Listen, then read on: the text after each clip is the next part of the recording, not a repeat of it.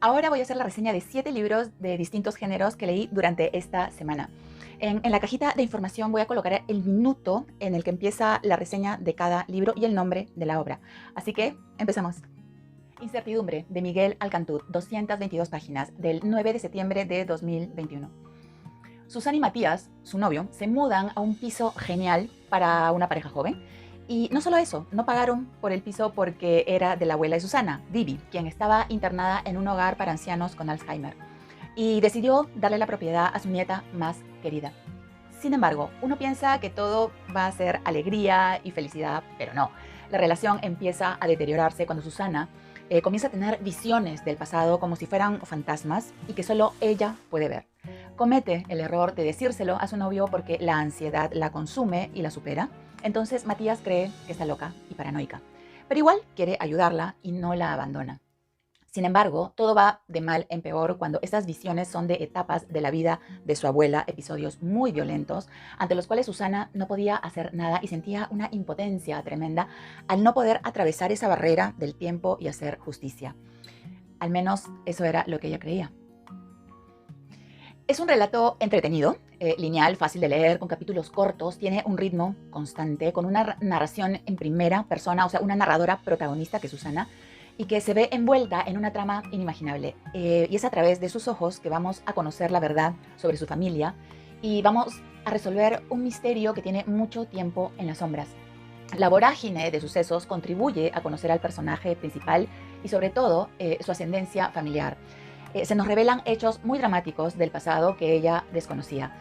La impresión que me dejó es que es una narración muy cinematográfica, tiene temas paranormales, ¿no? Portales a otro tiempo, visiones, y desde los primeros capítulos uno ya sabe más o menos de qué va porque son referencias tocadas 1000 veces en la cinematografía. No hay un gran trasfondo, líneas de tiempo, un gran plot twist al final, no hay nada de eso. Es más, el final me pareció apresurado. Siendo un buen final y una historia que prometía, creo que debió sacarle más provecho. Con relación a los personajes, creo que no me terminaron de convencer. Mucho potencial, poco aprovechado. A ratos no logro comprender ciertas actitudes del personaje principal. Por otro lado, introduce una subtrama que nada tiene que ver con la trama principal y que no viene al caso, porque si quitamos esa parte, no pasa nada con el relato, es decir, no agrega valor a la obra. Entonces, ¿para qué la pones? Sin embargo, es una lectura muy ligera, con capítulos cortos, tal vez para personas que recién se inician en el género de misterio, la pueden hacer en una sentada y además es entretenida. Sacrificios humanos, de María Fernanda Ampuero, 144 páginas, del 3 de marzo de 2021. Definitivamente lo de María Fernanda Ampuero es el cuento porque ella es una narradora notable. En esta obra nos regala 12 cuentos narrados de una manera brutal, la mayoría sobre mujeres. Nos muestra las vidas de personas que son víctimas y victimarios, sacrificadas y verdugos, cuyas existencias se unen para tener un desenlace inevitablemente trágico. Estas lecturas son estremecedoras, nos van a sacudir, será un encontronazo con la realidad porque la autora toca temas no solamente incómodos, sino escabrosos y los desarrolla en una realidad a ratos mágica, simbólica, demencial, pero muy conmovedora. Estos temas que nos desagradan tanto y que son transversales a la sociedad existen y están ahí como catedrales en medio de nuestro horizonte, pero por la vorágine del día a día y por nuestros propios problemas que nos agobian, se nos hacen invisibles a nuestros ojos. Pero la autora los trae y nos los pone sobre un altar para que los veamos, tomemos conciencia y reflexionemos. Nos retrata a la maldad humana en estado puro, encarnada en el abuso, la homofobia, la xenofobia, el prejuicio, el clasismo, la violación, la pederastia, la discriminación, el incesto, la hipocresía, etc. Creo que es una obra brillante porque Ampuero no abre el álbum de fotos familiares, ni nos dora la píldora de la infancia, ni edulcora la lucha de los migrantes ni de las minorías sexuales. No, prefiere abrir el baúl de miserias familiares donde habitan secretos inconfesables y toda la sordidez de los seres humanos. Es imposible quedar indiferente ante una lectura como esta, de manera que yo la recomiendo. Las cosas que perdimos en el fuego, de Mariana Enríquez, 160 páginas, fecha de publicación original 2016. La autora es una novelista, pero esta vez nos sorprende con 12 cuentos que parten de una realidad salvaje y luego se convierten en cuentos sobre cosas sobrenaturales, muy violentas, oscuras perturbadoras. Es terror. A mí no me gusta el terror, pero este es un terror diferente. Es el terror de lo cotidiano, algo que le puede pasar a cualquiera y que puede estar a la vuelta de la esquina esperándonos. Porque todas estas historias habitan en un solo universo, el universo de lo cotidiano, que vira hacia lo fantástico, lo desconocido y lo terrorífico. Recuerdo que cuando estaba leyendo tuve que prender la televisión con volumen porque sentía muchísimo miedo.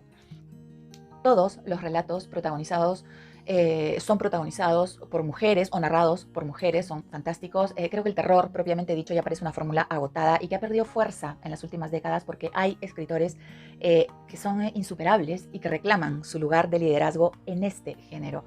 Y creo que desaniman a los otros a incursionar en este campo. Sin embargo, estos relatos creo que van más allá de relatos de sangre y de fantasmas. Es como una metamorfosis hacia el noir, hacia el suspense, el thriller, con la dosis necesaria de horror y con otra muy importante de lo ominoso del ser humano, de su desfiguración, lo que es una constante. Y esta deformación unida a la culpa, a los miedos, a los conflictos, al infierno de lo humano, da como resultado esta obra que es un golpe brutal, no solo para nuestra sensibilidad, sino también para el orden establecido. Remueve nuestros cimientos y nos hace reflexionar sobre verdades y realidades enormes que nos rodean. Y lo que considero que es un plus de la novela es que el final de cada cuento lo deja a nuestra imaginación y eso genera que nos enganchemos más a la lectura. Es muy interesante que este sea el segundo libro de cuentos que recomiendo porque parece que Latinoamérica está regresando al cuento, porque en realidad tuvimos grandes cuentistas, ¿verdad? Y que regresemos a esta tradición y sobre todo en la pluma de mujeres me parece muy bonito. Así que recomiendo su lectura porque es una obra genial y van a pasar un muy buen rato. El verano que mi madre tuvo los ojos verdes, de Tatiana Tibuliak. 256 páginas, fecha de publicación original 2016, en español se publicó en 2019. Es el diario de Alexei, un artista huérfano, que nos narra el último verano que pasó con su madre.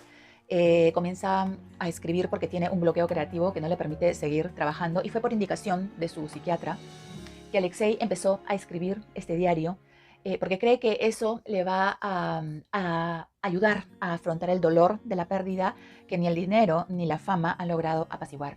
Inicia con un hecho muy doloroso para toda su familia, pero sobre todo para su madre. Ella estaba matada por el dolor y se desconectó del mundo y de sus afectos durante un tiempo importante. Y ese es el factor desencadenante del odio contra su madre que se germina en el interior de Alexei desde muy temprana edad y que sostiene durante años, pero que va arrasando con su salud mental y su espíritu. Es un relato durísimo y brutal a través del cual experimentamos la ausencia, la orfandad, el abandono, el desprecio, el odio visceral y finalmente la reconciliación.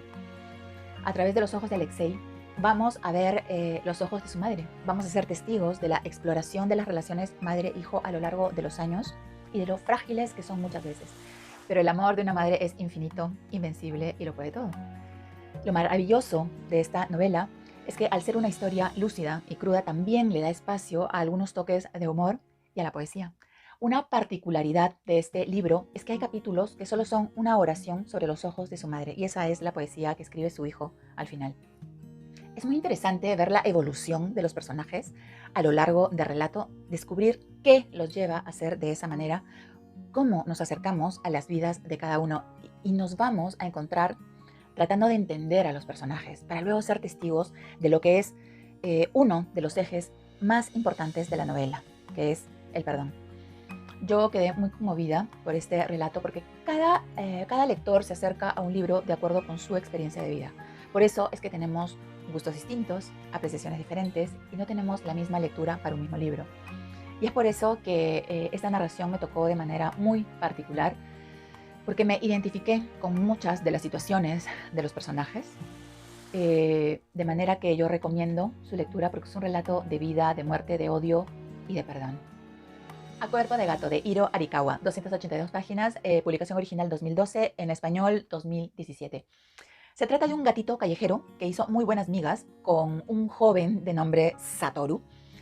Satoru se acercó a este gatito porque cuando era niño tuvo un gatito muy parecido de nombre Hachi, que murió lejos de él y él nunca tuvo la oportunidad de despedirse como hubiera querido. Un día, este gatito fue atropellado y buscó ayuda de Satoru. Por supuesto que el chico lo llevó a la veterinaria, inmediatamente lo curaron y después de eso lo adoptó. Pasaron 5 años y Satoru decidió que debía buscarle dueño. Y es triste porque nosotros como lectores no podemos adivinar la razón de esta separación. Ya avanzada la lectura lo vamos a entender todo, por supuesto. Pero lo que es importante de esta narración es el viaje que hacen los dos.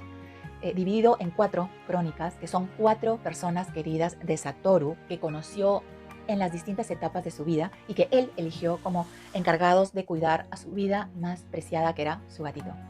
Cada crónica es una enseñanza: conocerse a sí mismo, tolerancia, amor verdadero e incondicional, carácter, lealtad, sabiduría, etc. Tenemos a un narrador protagonista, que es el gatito de nombre Nana, muy enojado él porque le pusieron, según él, un nombre femenino, y un narrador omnisciente. Maneja varias líneas de tiempo, lo cual hace muy rico el relato y que sea una lectura muy interesante y que no puedas dejar. Los personajes, tanto gatunos, perrunos y humanos, son entrañables, bien definidos, bien concebidos, con una evolución muy interesante y que al final se van a poder reunir para compartir todas esas enseñanzas que les dejó la visita de Satoru y de Nana a sus vidas. Este libro es una joya. Qué relato tan conmovedor, tan tierno, tan maravilloso. Me toca el alma y a mí me rompió el corazón. Tiene un final hermoso, lleno de espiritualidad y de sentimiento. Llegado a un punto yo no paraba de llorar. La calidad humana que demuestra tener Satoru es fuera de serie y nuestro personaje gatuno nos demuestra que es uno de los personajes más humanos de la novela. Es quien tiene más que enseñarnos desde su visión tan particular de la vida, desde la que nos muestra nuestras propias imperfecciones como seres humanos. Este gatito aprende a comunicarse con su amo, a comprenderlo, a quererlo, a cuidarlo, y le enseña a mirar dentro de su corazón y a entender que siempre van a estar juntos, que nunca lo va a dejar a pesar de todo y que siempre será su gatito y de nadie más. Finalmente, la última enseñanza del libro es de agradecimiento. Agradecimiento por esos viajes que hicieron ambos por lugares que Nana jamás se imaginó que existían y que le parecieron maravillosos antes del último viaje. Agradecimiento por haberlo salvado, por esos 5 años felices y por quererlo sin esperar nada a cambio. Es un relato muy emocional, es un descubrimiento de la cultura y de la espiritualidad japonesas. Yo recomiendo su lectura porque nos va a enseñar sobre la importancia de la gratitud en nuestras vidas y sobre todo en alcanzar la felicidad. Así que, a leer. Desde la sombra, de Juan José Millás, 208 páginas, fecha de publicación original, abril del 2016. Nos cuenta la historia de Damián, un hombre adulto y muy particular que desde una temprana edad establece diálogos consigo mismo de una manera muy interesante y diferente. Damián pierde su trabajo después de 15 años y eso lo descoloca y lo obliga como a crearse válvulas de escape y mecanismos de defensa que lo desconecten de la realidad que le resulta tan dolorosa. El problema es que cada que sale de la realidad obra de acuerdo con esa ficción que hay en su cabeza y eso suele traerle problemas. Un día decide robar un objeto muy bonito y cuando estaba escapando de la policía no tiene mejor idea que meterse en un armario muy grande, gigantesco, que estaba listo para trasladarse a la casa de su dueña, que lo había comprado. De manera que Damián termina en una casa que no es suya y de la cual no quiere salir porque al comienzo observa a la familia y a sus integrantes, los va conociendo a ellos y a la dinámica familiar que mantienen, se da cuenta de sus virtudes, de sus defectos y sobre todo de sus sucios secretos y eso le gusta. Entonces, de alguna forma, Damián se siente útil porque empieza a hacerles la vida más fácil, sobre todo a Lucía, la esposa. Cuando la familia se va, él sale de ahí y lava los platos, arregla la portezuela de los muebles, tiende las camas, lava la ropa, limpia, ordena, en fin, un mayordomo fantasma. Y conforme va avanzando la narración, este personaje simpaticón va tomando otro cariz, un poquito más siniestro, se va sintiendo como un dios. En su mente crea una realidad paralela y obra desde las sombras para alterar la vida de la familia como si fuera un alma bienhechora. En realidad él necesitaba sentirse así y eso lo hacía sentir bien, de manera que él encuentra su lugar en la vida. Me ha gustado muchísimo, el sentido del humor de Millás es fabuloso y su prosa es notable. La narración te la haces en un 2x3 porque la tensión del relato es perfecta, no puedes dejar de leer porque todo el tiempo estás... Lo van a agarrar, lo van a agarrar.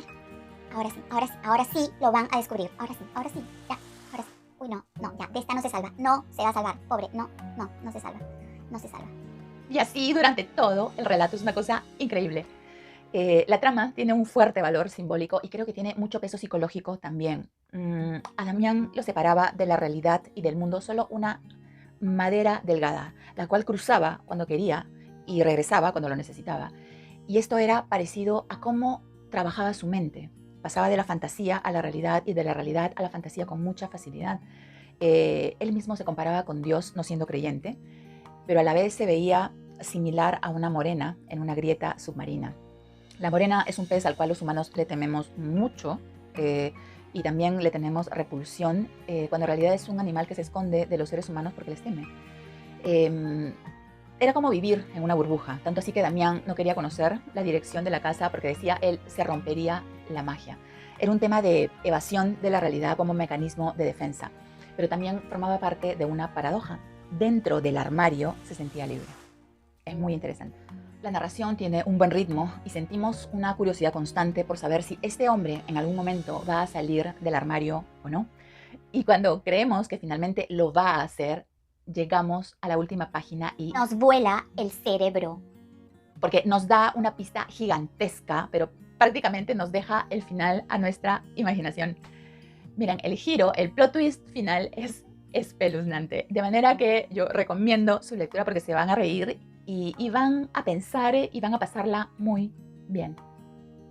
Cara de pan, de Sara Mesa. 144 páginas. Fecha de publicación original septiembre de 2018. Este es un relato para muchos incómodo y políticamente incorrecto. Nos habla de la amistad entre Cassie y el viejo, una niña de casi 13 años y un hombre de más de 50. Van a entablar una amistad muy extraña que se desarrolla enteramente en un parque, entre los setos de un parque y nada más, pero no es una amistad completamente sana, aunque ellos crean que sí. La niña era una menor de edad muy inestable, antisocial, a quien apodaban cara de pan, que faltaba al instituto sin que sus padres lo supieran, por tanto, está lista para mentir y disimular porque está en un lugar donde no debe estar. Y el viejo era un paciente psiquiátrico con varios intentos de suicidio, a quien le fascinaban las aves y la cantante Nina Simone, y en contraposición al personaje de la niña, no miente ni disimula. En ese sentido, era impropia, incompatible con los estándares y los esquemas de una sociedad actual. Habría que preguntarse tal vez si el viejo hubiese sido una figura pública, conocida, famosa, la sociedad y la autoridad habrían sido tan implacables con él. También es una novela que nos habla de las dificultades que nos supone crecer. Cassie no es el nombre de la niña, ella nunca se lo da al viejo porque dice que no le gusta y como le dice que tiene casi 14 años, el viejo le dice pues te voy a llamar Cassie y Cassie se quedó.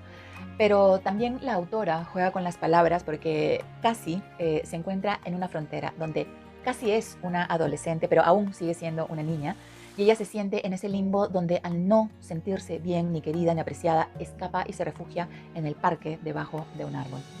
En el fondo creo que la novela está planteada para que los veamos como aquellos pájaros inútiles, inadaptados, atrapados en una jaula y que al final morían de tristeza.